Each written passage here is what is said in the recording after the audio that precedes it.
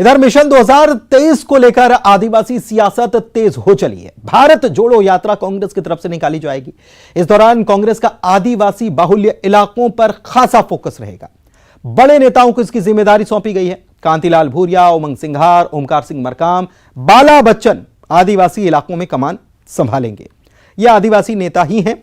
इसको लेकर कांग्रेस नेता नरेंद्र सलूजा बता रहे हैं कि हम राजनीति तो सबका साथ सबका विकास के उद्देश्य से करते हैं, लेकिन बीजेपी ने आदिवासियों को छला है।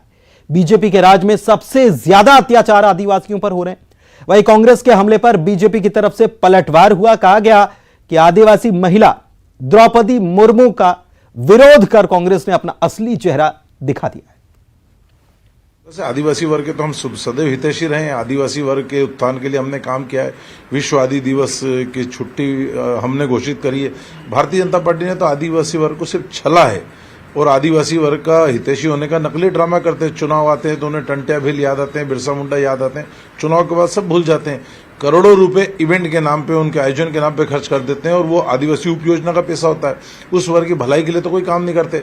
सबसे ज्यादा दमन उत्पीड़न की आदिवासी वर्ग पे घटनाएं मध्य प्रदेश में, देश में सबसे ज्यादा होती है। उसका प्रतिशत 23% है। हमने सिवनी की घटना देखी, नेमावर की घटना देखी, हमने नीमच की घटना देखी। कांग्रेस तो हर समय आदिवासी वर्ग को, दलित वर्ग को इस देश में गुमराह करती आई है। यदि कांग्रेस इतनी ही आदिवासियों की हितैषी होती तो खुलकर द्रौपदी मुर्मू जी का उनको समर्थन करना चाहिए।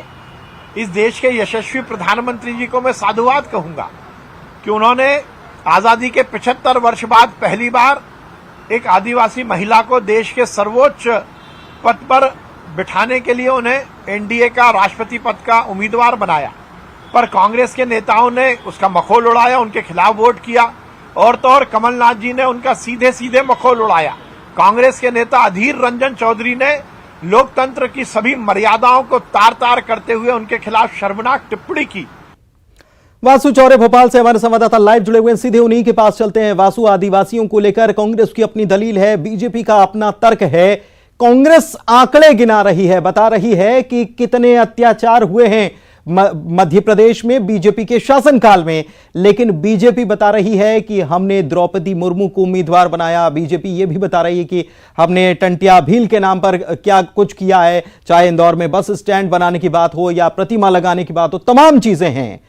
2018 के नतीजे याद आ रहे हैं इस वक्त जब हम बात कर रहे हैं, क्योंकि कांग्रेस को यहां से अच्छी सफलता मिली थी और बीजेपी जान रही है कि अगर यह इस चीज पर कब्जा कर लिया तो फिर 2023 हमारा होगा।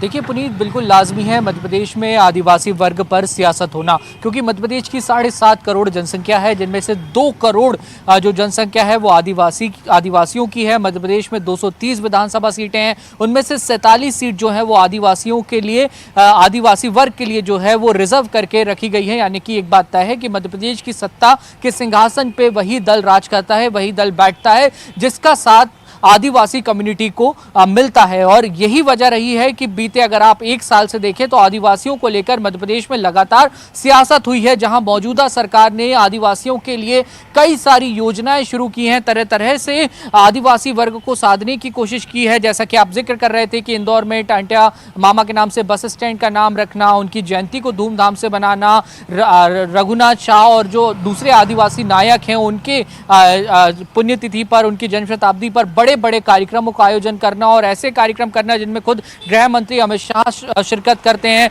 आपको ध्यान होगा कि भोपाल में खुद पीएम नरेंद्र मोदी आए और आदिवासी वर्ग का जो बड़ा कार्यक्रम हुआ उसमें वो खुद वहां पर शामिल हुए। और दूसरी तरफ अगर देखा जाए तो कांग्रेस लगातार आरोप भी बीजेपी पर लगा रही है, क्योंकि कुछ ऐसे भी मामले सामने आए जहां पर आदिवासी वर्ग के जो लोग हैं उनके साथ अत्याचार हुआ, तो उसको लेकर कांग्रेस ने भी भाजपा पर जमकर चढ़ाई की और दोनों ही दल अपने अपने तरीके से आदिवासियों का हितैषी बताने का काम कर रहे हैं। चूंकि निकाय चुनाव हो चुके हैं, तस्वीर साफ है और अब 2023 के विधानसभा चुनाव पुनीत होने हैं, तो ऐसे में दोनों ही दल आदिवासियों को साधने में जुट चुके हैं और कांग्रेस एक बड़ी कोशिश भारत जोड़ो अभियान के यात्रा के चलते कर रही है कि जो आदिवासी बहुल इलाके हैं उन पर ज्यादा से ज्यादा फोकस किया जा सके। जी, फोकस किया जा सके, इसलिए कांग्रेस की तैयारी है।